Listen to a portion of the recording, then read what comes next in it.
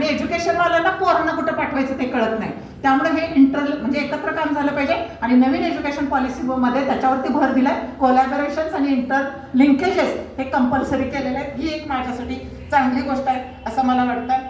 त्यानंतर फ्लेक्झिबिलिटी ठेवलंय ॲडमिशन्समध्ये. इंटरडिसिप्लिनरी असं केलंय म्हणजे कुठलेही विषय मुलं घेऊ शकतात ॲट अ टाइम. एखाद्या हिस्ट्रीच्या मुलाला वाटलं की काही कोर्सेस आपल्याला दुसरे करायचे आहेत इतर सायन्सकडचे तर ते करू शकतात. ही फ्लेक्झिबिलिटी असणार आहे. खरं म्हणजे कन्फ्युजन्स खूप आहेत आमच्याही मनात आहेत, अजूनही काही क्लिअर होत नाही. पण जेव्हा 5 वर्ष 4-5 वर्ष वगैरे जातील पुढे जसं आपण जाऊ तशा बऱ्याचशा गोष्टी क्लिअर होत जातील. आपण ते पॉझिटिव्हली घेऊ. पण आपण काही गोष्टींचा मात्र आग्रह हा ठेवला पाहिजे की जेणेकरून राज्यकर्त्यांना पण ह्या गोष्टी कळायला पाहिजेत की नेमकं काय. मला एक फार चांगली पॉझिटिव्ह आशा ही आहे की आपल्याकडं भारतामध्ये इंटरनेट हे कोपऱ्या कोपऱ्यात पोहोचले.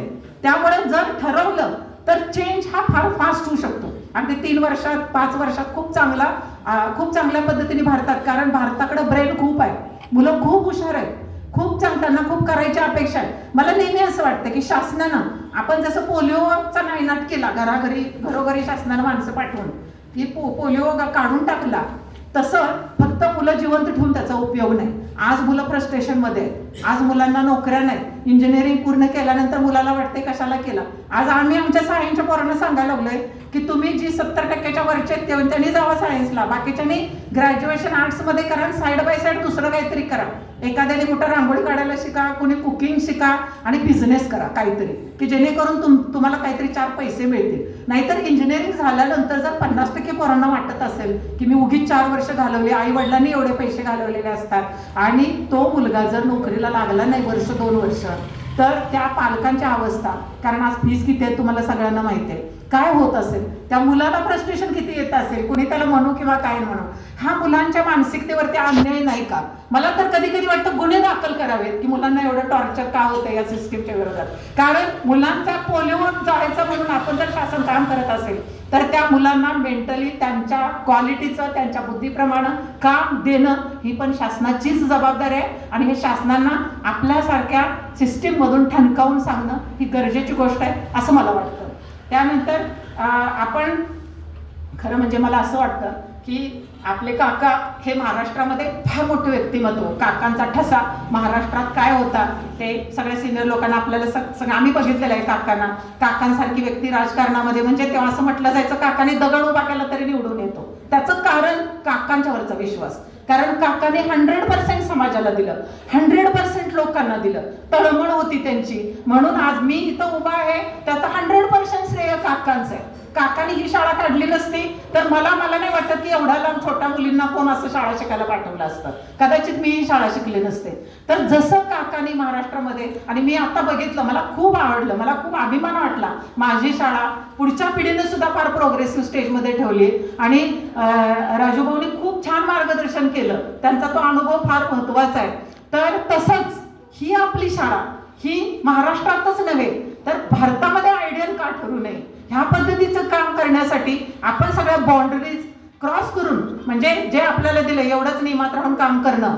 त्यांनी खूप छान एक गोष्ट सांगितली की जी माझ्या स्टाफला, माझे सर आहे तिथं आमचे, त्यांना असतात, त्यांना माहिती आहे की मी हे नेहमी सांगते, आमच्या नॉन टीचिंग स्टाफला जास्त करून सांगते की तुम्ही जेवढं चांगलं सिन्सिअरली काम कराल तेवढं तुमची मुलं घडणार आहेत, स्वतःची जन्म घातलेली. कारण तुमची मुलं ही तुम्ही सांगून नक्की शिकत नाहीत, ती बघून शिकतात.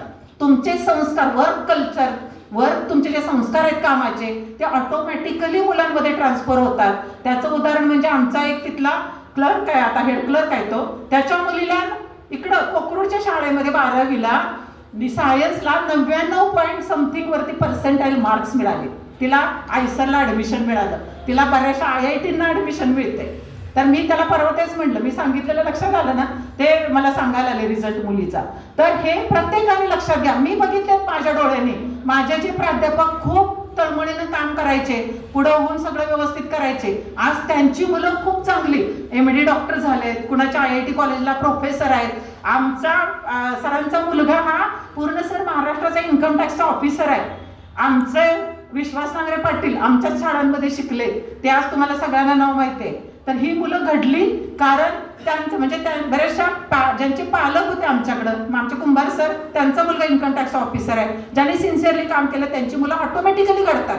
त्यामुळं राजाभाऊनी मगाशी जे सांगितलं की ते फिरून ते येतं आपल्यापर्यंत, ते आहे. त्याबरोबरच शिक्षक कसा असायला पाहिजे, मला असं वाटतं प्रत्येक शाळेच्या बाहेर एक बोर्ड लागला पाहिजे, माझ्या शाळेत शिकलेला मुलगा भविष्यात कधीच करप्शन नाही करणार, हे लागला पाहिजे.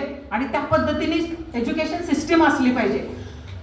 प्रत्येक शिक्षकांना म्हणायला पाहिजे, आज आमचे यादव सर म्हणू शकतात तिथं उभं राहून की मी शिकवलेला कुठलाच विद्यार्थी करप्टेड असणार नाही, मी शिकवलेला कुठलाच विद्यार्थी जेंडर बायस्ड असणार नाही, तो मुलींना पण तेवढाच न्याय देईल जेवढा मुलांना दिला जातो, मी शिकवलेला कुठलाच विद्यार्थी कास्टिझम मध्ये अडकणार नाही आणि चुकीच्या गोष्टींमध्ये आपलं आयुष्य वाया घालवणार नाही.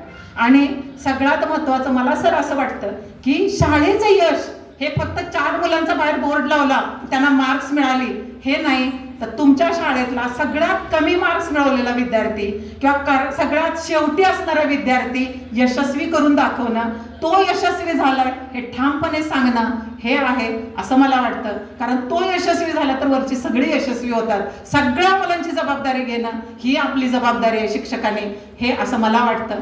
परत एकदा सर, मला या शाळेने इथं इन्व्हाइट केलं आणि बोलण्याची संधी दिली त्याबद्दल मॅनेजमेंटचे खूप खूप आभार मानते आणि तुमच्या सगळ्यांचे धन्यवाद.